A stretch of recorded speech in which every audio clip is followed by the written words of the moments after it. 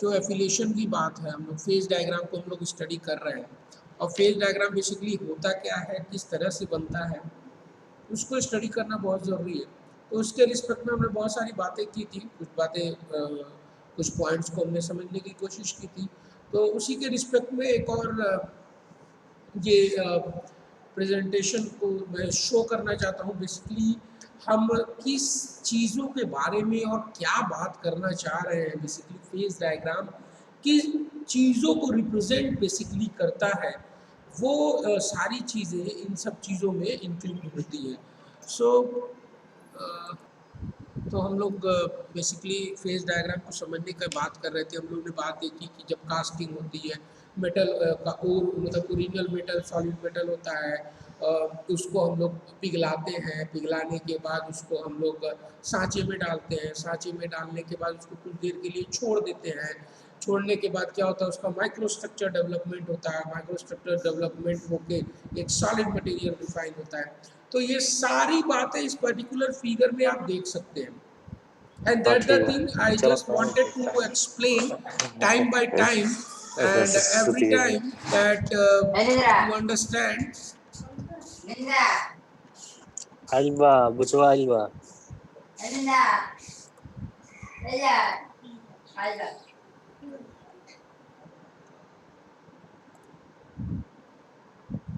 ठीक है, तो आप देख सकते हैं कि ये दो फिगर पे फर्स्ट दो फिगर यहाँ पे आपको दिख रहे हैं। बेसिकली ये इन प्रोसेसेस को समझा रहे हैं कि किस तरीके से बेसिकली मटेरियल को हम लोग पिघलाते हैं और पिघलाने के बाद एक नए कंपोनेंट के रूप में बनाते हैं। आप देख सकते हैं सबसे पहला वाला जो फिगर है ये बेसिकली ओर है, आयरन ओर है जो जमीन के अंदर से निकला है।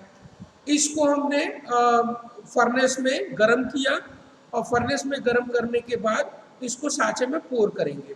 तो बेसिकली इसके बीच में भी बहुत सारे प्रोसेसेस होते हैं, उस पर हम लोग अभी डिटेल में नहीं करेंगे। आप बस मोटा मोटा जाने कि मेटल को कैसे पिघलाया जाता है। तो मेटल के पिघलने का क्रम क्या है, आप देख सकते हैं यहाँ पे ये जो पर्टिकुलर स्ट्रक्चर है ये इक्विलिब्रियम स्टेट में है।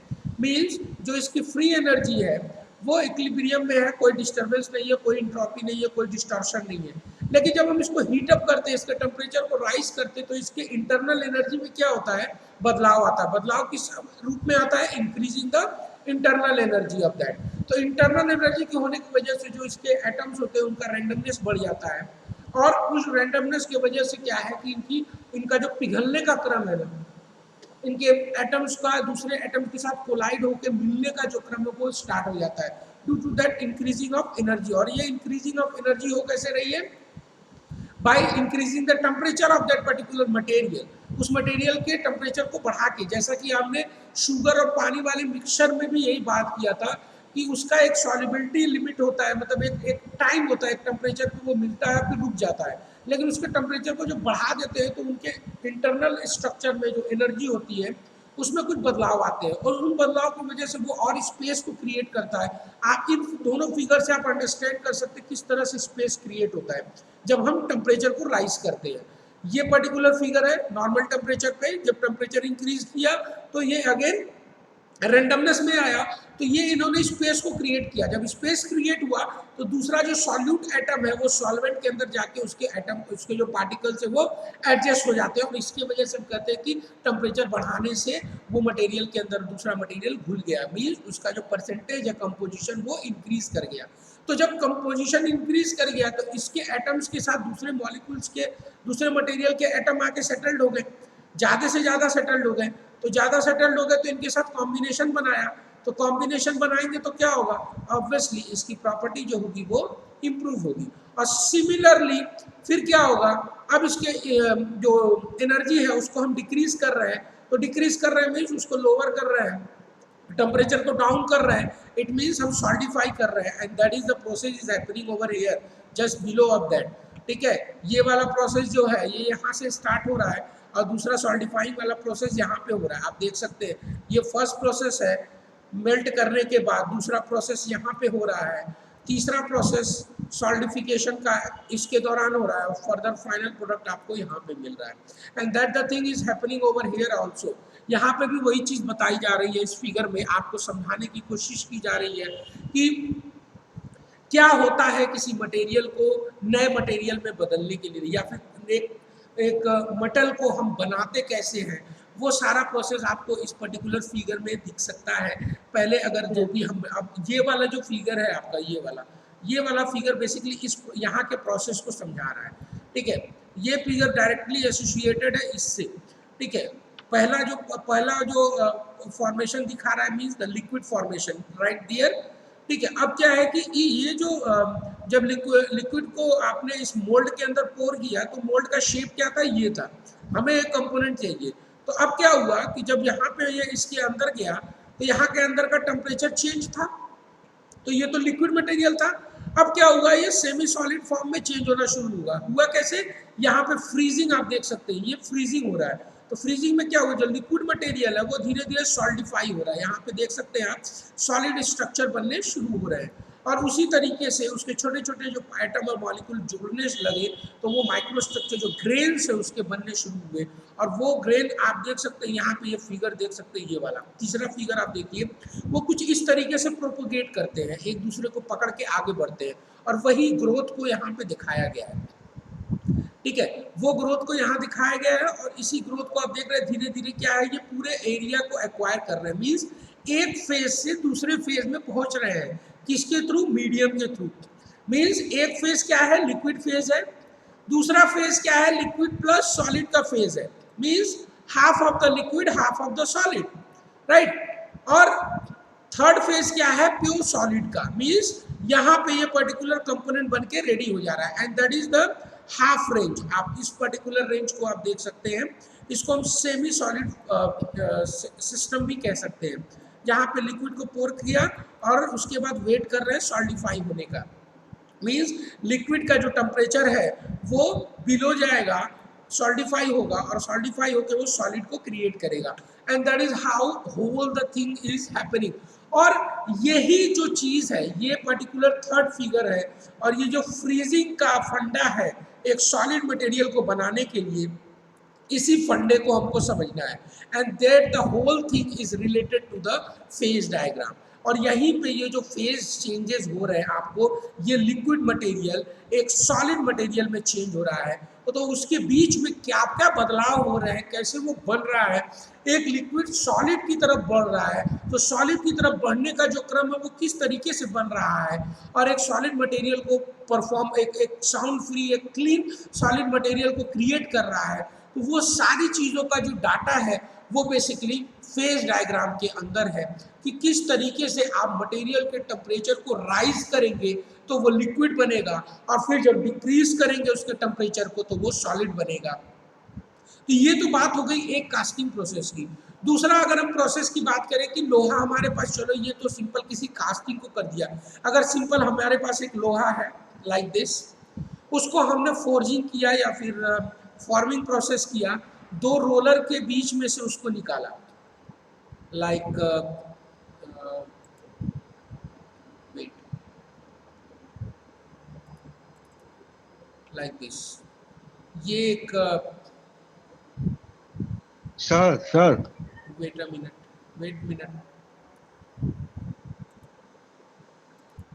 so we are understanding this. तो casting process is nothing, let me clean this, मेरे ख्याल से यस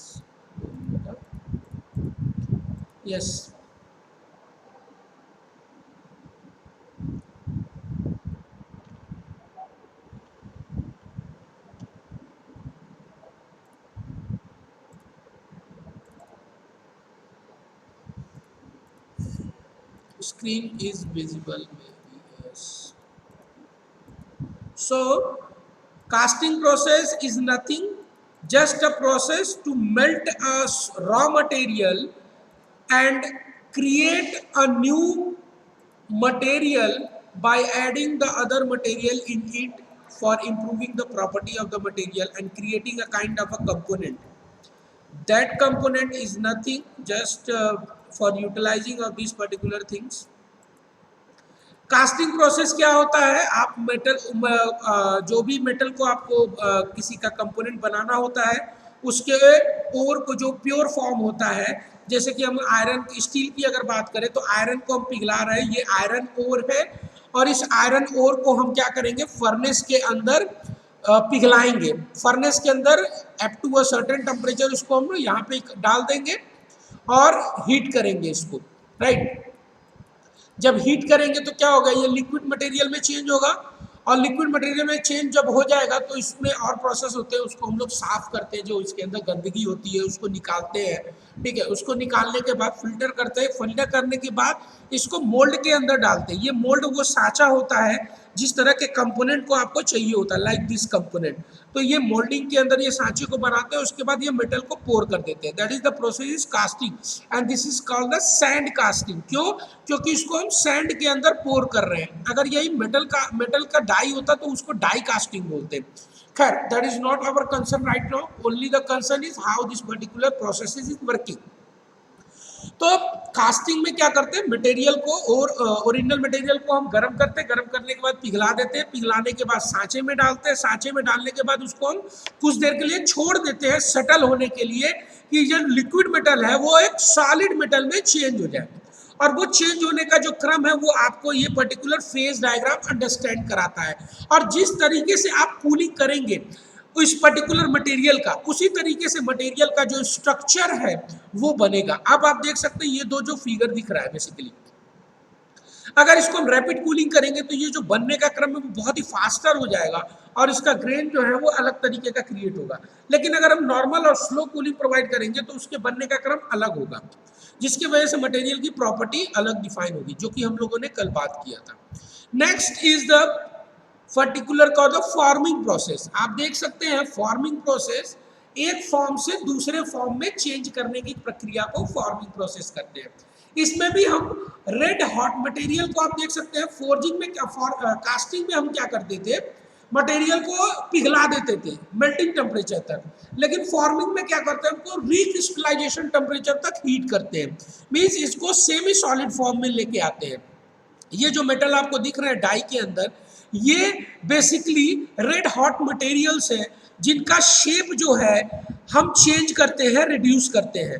तो शेप जब रिड्यूस करेंगे तो क्या होगा, बेसिकली यहाँ के जो माइक्रोस्ट्रक्चर का जो इनका बेसिकली जो शेप एंड साइज होगा वो इसकी वजह से क्या होगा, धंस जाएगा, कम हो जाएगा या चेंजेस हो जाएगा, तभी तो ये आगे बढ़ेगा।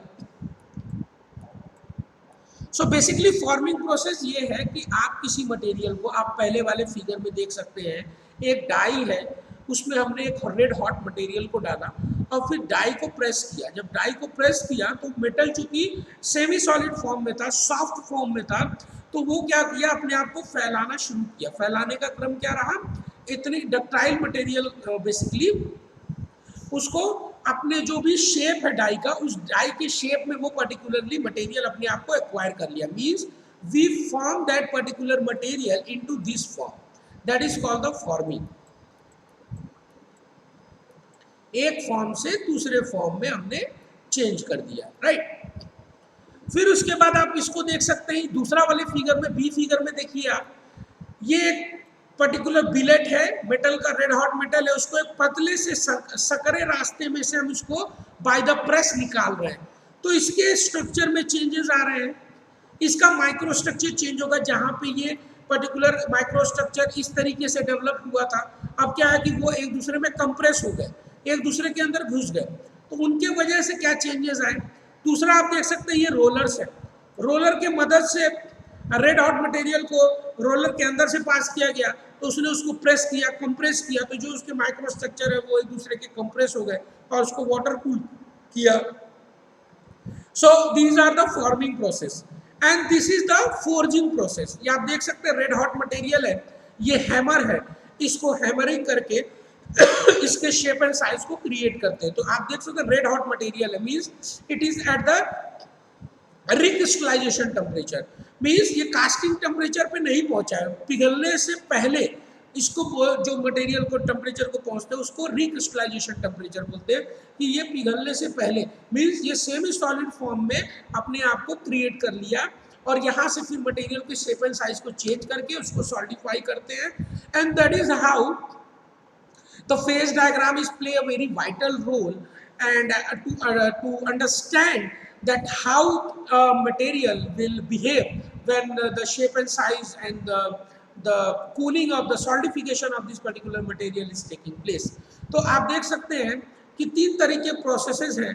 एक और प्रोसेस होता है वेल्डिंग होता है. वेल्डिंग में भी समझ लीजिए कुछ मेल्टिंग इस तरीके की ही प्रोडक्ट को हम लोग यूटिलाइज करते हैं. तो ये 3 basically kind of major kind of operation है, मैन्युफैक्चरिंग ऑपरेशन है, जिसमें मेटल को ट्रीटमेंट दिया जाता है. एक तो मेटल को एकदम ही पिघला दिया जाता है, दूसरे में मेटल को कुछ हद तक गर्म किया जाता है, शेप एंड साइज को चेंज किया जाता है. तो जिस एक बने बनाए मटेरियल को, अब आप ये मेटल मिला कहाँ से हमको? ये मेटल मिला हमको ये कास्टिंग करके. ठीक है, ये सॉलिड मटेरियल हमको इस फॉर्म में एक सिंगल बिलेट के फॉर्म में एक बड़ा सा हमको लोहे का बार मिल गया. उसको हमने क्या किया, फिर से गर्म किया. किस टेम्परेचर तक? रिक्रिस्टलाइजेशन टेम्परेचर तक. और उसको गर्म करने के बाद हमने क्या किया, पर्टिकुलर हैमर से हैमरिंग करके उसके शेप एंड साइज को हमने रिड्यूस कर दिया दूसरे शेप में. तो उसके जो माइक्रो स्ट्रक्चर जो कास्टिंग के दौरान बने हुए थे, वो उनका एरिया क्या हो गया, रिड्यूस हो गया. वो एक दूसरे के अंदर घुस गए. अब घुसने के अंदर उनका क्या ट्रांसफॉर्मेशन हुआ, इसको हम लोग स्टडी करेंगे. और उसके दौरान जो मटेरियल को आप भले ही ट्रांसफॉर्म कर दे रहे हैं एक शेप से दूसरे शेप में, तो वो मटेरियल जब ट्रांसफॉर्म हो रहा है तो उसके माइक्रो स्ट्रक्चर्स में क्या बदलाव आ रहा है, किस तरह से रेट ऑफ कूलिंग हो रही है, कि जो एक मटेरियल दूसरे प्रोसेस से बना था, जब एक दूसरे प्रोसेस से बन रहा है तो उसके माइक्रो स्ट्रक्चर में क्या बदलाव आ रहे हैं, उसके रेट ऑफ कूलिंग में क्या अंतर आ रहा है. ये सारी चीज़ों की डिटेलिंग हम फेज डायग्राम में पढ़ते हैं. तो यहाँ पे जो कास्टिंग है ये बेसिकली जनक है हर मटेरियल का. यहीं से सारे मटेरियल बनते हैं और बनने के बाद इसको अलग अलग शेप एंड साइज में हम दूसरे प्रोसेसेस से फॉर्मेट करते हैं. तो इसी के बनने का जो क्रम है वो अंडरस्टैंड होता है इस पर्टिकुलर फेज डायग्राम में. और इसी के वजह से हमने यहाँ पे आपको बताया था कि ये पर्टिकुलर शुगर और वाटर के ट्रीटमेंट को हम लोग समझने की कोशिश किए थे. तो it is nothing just a kind of a casting where we can add a different kind of a material, like if we are adding in the carbon plus iron in the carbon in the iron. So what will happen? We create a kind of a steel. So how it is possible? It is only possible with the help of this particular casting process. तो दोनों को एक up to a certain temperature हम heat करेंगे, जिससे वो melt हो जाएगा, मेल्ट होकर एक दूसरे में घुल जाएगा with the help of this particular figure. और वही घुलने के बाद जब वो सॉलिडिफाई होगा तो उसके अंदर कैसे बदलाव आएंगे, वो सारी डिटेलिंग को अंडरस्टैंड करने के लिए हम फेज इक्विलिब्रियम डायग्राम को अंडरस्टैंड करने की कोशिश कर रहे हैं. And that is how this particular micro structure phase diagram is all to be discussed. As you can see here, this particular figure is showing this is the liquid, this is the liquid plus solid, that the particular process, and then the final product process. So this is the basic understanding of isomorphous system and the basic equilibrium diagram understanding. So ये अभी तक की ये सारी चीज़ें थी